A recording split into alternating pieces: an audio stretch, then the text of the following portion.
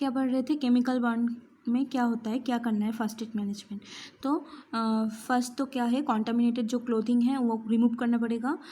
उसके बाद जो एरिया में इंजरी हुआ है उसको कोल्ड वाटर से थॉरोली वॉश करना पड़ेगा 10 to 15 मिनट्स तक। वन में use sodium bicarbonate solution to wash acid burn and vinegar to wash alkali burn before washing with water.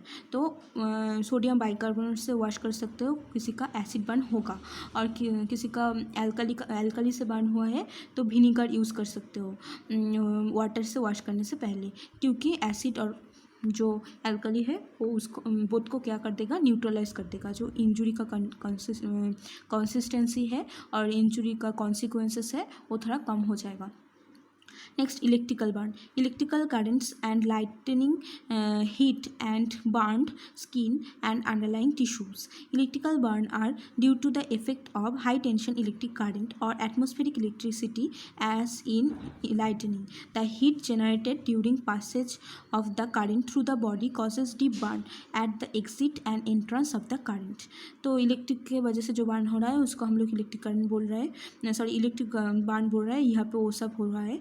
In case of DC shock, the patient remains stuck to the source of electricity until the current is broken and hence the damage is extensive. DC means direct current। तो कोई भी direct current का source से के वजह से shock लग गया किसी का, तो क्या है वो जहाँ जिसके साथ शॉक लगा है और जो मटेरियल छूने से शॉक लगा है उसके साथ ही अटैच होकर रहता है, जितना टाइम तक तुम इलेक्ट्रिसिटी वहाँ पे काट नहीं करोगे। तो इसका डायरेक्ट करंट की वजह से जो शॉक होता है वो क्या होता है, बहुत एक्सटेंसिवली डैमेज करता है। In case of alternative current shock the patient is thrown away from the source of electricity and damage is less. तो ऐसा ऑल्टरनेटिव करंट जो है वो क्या करता है, पेशेंट को और जो पर्सन और विक्टिम है उसको थ्रो कर देता है। शॉक लगने से वो थ्रो होकर आउटसाइड में चला जाता है, जिसकी वजह से वहाँ पे लगा नहीं होने की वजह से, अटैच नहीं, कॉन्टैक्ट में नहीं रहने की वजह से जो डैमेज है वो लेस होता है। There may be physical injury when the patient falls down. तो फॉल्स की वजह से पेशेंट का इंजुरी हो सकता है, बट इलेक्ट्रिकल करंट की वजह से उतना एक्सटेंसिव इंजुरी नहीं होता है, डायरेक्ट काउंट में जो ज़्यादा होता है। Next, the electrical current can disturb the respiratory and cardiac centre causing respiratory arrest and cardiac arrest respectively. तो मेनली इलेक्ट्रिकल करंट की वजह से क्या हो सकता है, रेस्पिरेटरी और कार्डियक सेंटर में डैमेज हो सकता है, जिसकी वजह से रेस्पिरेटरी अरेस्ट और कार्डियक अरेस्ट हो सकता है। Damp clothing and footwear, damp ground increase electrical conductivity and make the damage worse. तो कोई भी डैम क्लोथ और फुटवेयर, उसके बाद डैम ग्राउंड, उसको क्या है, इलेक्ट्रिक करंट को इजीली कंडक्ट कर पाता है, उसमें इलेक्ट्रिक करंट बहुत अच्छे से कंडक्ट कर सकता है, जिसकी वजह से डैमेज जो है वो बहुत वर्स होता है। ठीक है, नेक्स्ट, फर्स्ट एड।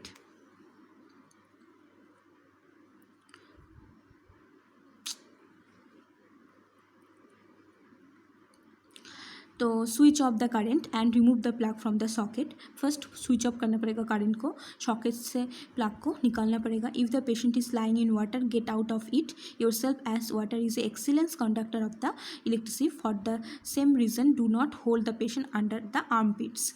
तो ऐसा कंडीशन में पेशेंट वाटर में है, पेशेंट का साथ वाटर का कनेक्शन है, तो वाटर में इलेक्ट्रिक करंट जो है वो अच्छे से कंडक्ट हो सकता है। तो फर्स्ट उसको वहाँ से निकालना है, उसके बाद ही वहाँ से निकालना है। If the patient is in contact with a live wire और the current can not be switched off, separate the wire from the patient using a long wooden stick and while standing on the non conductor of electricity like a wooden board or a pile of newspapers और rubber gloves off if available. तो patient के साथ कोई current, electric current का कोई wire contact में है तो स्विच ऑफ करके वो वायर को निकालना है। जब तुम वो निकालोगे तो कोई इलेक्ट्रिक करंट का बैड कंडक्टर जो है वो तुम्हारा वो दे के उसको निकालना पड़ेगा। तो उसके लिए तुम वुडन लॉन्ग स्टिक यूज़ कर सकते हो, और जिसके ऊपर खड़ा होकर तुम करोगे निकालोगे वो भी बैड कंडक्टर होना चाहिए। तो कोई भी वुड का बोर्ड, न्यूज़पेपर, उसके ऊपर रबर का ग्लव्स अवेलेबल होगा तो वो पहन के तुम क्या करोगे, उसको उसके पास वो जो अफेक्टेड विक्टिम है उसके पास से ऑयर को निकालोगे। Give artificial ventilation on the external cardiac message is necessary. तो इलेक्ट्रिक शॉक लगने से पेशेंट का कार्डियक अरेस्ट, रेस्पिरेटरी अरेस्ट हो सकता है, तो तुमको क्या करना है, CPR देना पड़ेगा। ठीक है, I think you all know what is CPR। Next, treat shock if present. Shock, patient shock में चला जाएगा तो उसको ट्रीट करना है। शॉक का मैनेजमेंट भी पढ़ा दिया मैंने। ट्रीट बार्न का जो इंजरी हुआ है, इलेक्ट्रिकल करंट की वजह से बार्न इंजरी हुआ है, उसको भी ट्रीट करना पड़ेगा। As arrange for medical aid, जल्दी उसको हॉस्पिटल में लेकर जाना है और एम्बुलेंस बुलाना है। गिव टी और coffee once the patient has recovered. Patient थोड़ा रिकवर होगा तो उसको गरम गरम टी कॉफ़ी पिलाना है। ठीक है। Next is the radiation burn. Sun rays and light reflects from bright surface can damage the skin and eyes. Overdose of X-ray may cause burn. तो रेडिएशन बर्न पहले पढ़ा लिया क्या है। रेडिएशन की वजह से, एक्सरे की वजह से, एक्सेसिव एक्सपोजर की वजह से हो सकता है सन रे का भी। तो मैनेजमेंट क्या है, management of severe burns and scald. Immediate attention that is required in serious burn are keep the casualty quiet and reassure him or her. First casualty को जो है उसको क्वाइट कराना है, उसके बाद उसको रिएश्योरेंस देना है। Wrap casualty in clean cloth, उसको क्लीन क्लोथ से रैप करना है। Do not remove adhering particles of charred clothing. तो कोई भी इंजरी के साथ कोई भी क्लोथिंग वगैरह लगा हुआ है और पार्टिकल्स वगैरह लगा हुआ है उसको रिमूव नहीं करना है। Cover blunt area with sterile और क्लीन ड्रेसिंग एंड बैंडेज। कोई भी ब्लंट एरिया है तो उसको क्लीन और स्टेराइल ड्रेसिंग करना है वहाँ पे इंजुरीज का साइड में, और बैंडेज करना है। In case of burns covering a large part of the body it is sufficient to cover the area with a clean sheet और टावल। तो बड़ा एरिया में इंजुरी हुआ है और बर्न हुआ है तो एक क्लीन शीट और टावल देके उसको रैप करना है। Next, keep casualty warm but do not overheat him और हर। तो पेशेंट को क्या करना है, वार्म रखना है बट टेम्परेचर ज़्यादा हो जाएगा, ओवरहीट नहीं कराना है। If the hands are involved keep them above the level of the victim's heart. Hands are involved keep them above the level of victim's heart. तो पेशेंट का हैंड जो है वहाँ पे भी इन्वॉल्वमेंट हो गया है, इंजुरी हुआ है, तो उसको हार्ट का लेवल में ऊपर ही रखना है। कीप बर्न फीट और लेग्स एलिवेटेड। तो बर्न फीट और लेग में बर्न हुआ है तो उसको एलिवेट करके रखना है। If victim's face is burn sit up और propped him her up and keep casualty under continuous observation for breathing difficulty. If respiratory problem develops can open airway must be maintained.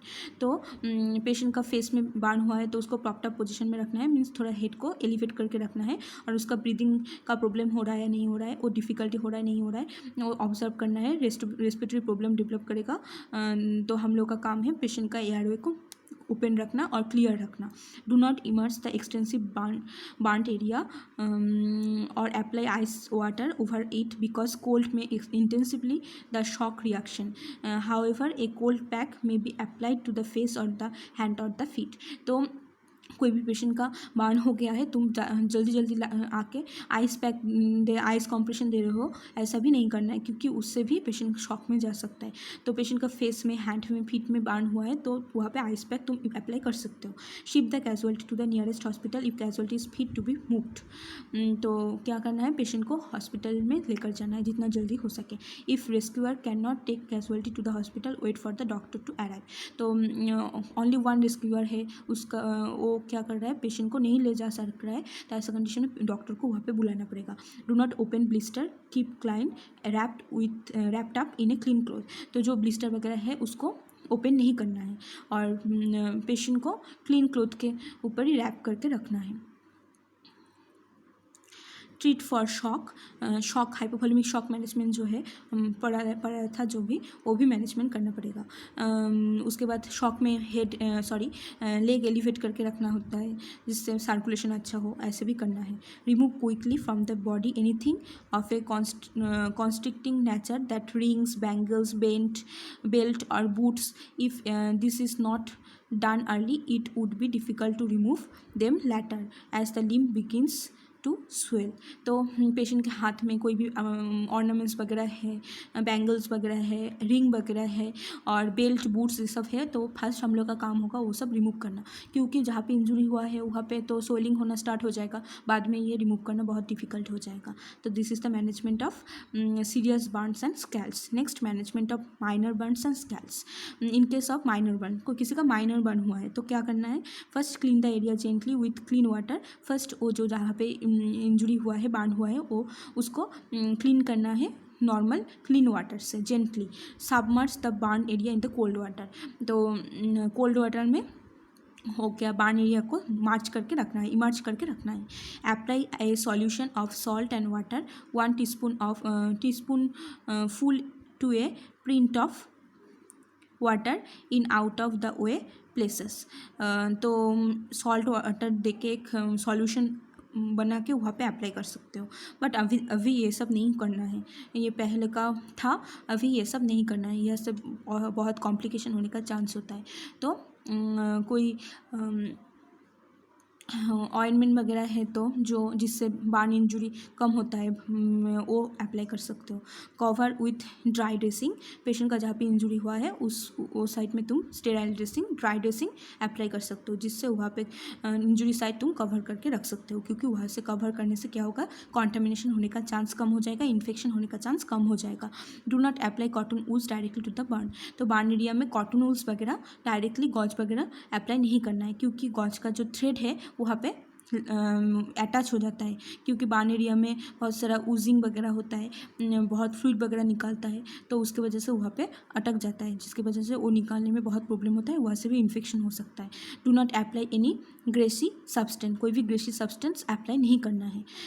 Give warm drinks, for example sweetened tea और coffee, tea coffee drinks, warm drinks उसको दे सकते हो, ठीक है। Those are the management of minor burns and scalds. This is all about the first aid management of burn injury or scald injury. Okay, please watch this video and makes the note from here. I think this video is very helpful to you. Thank you for watching.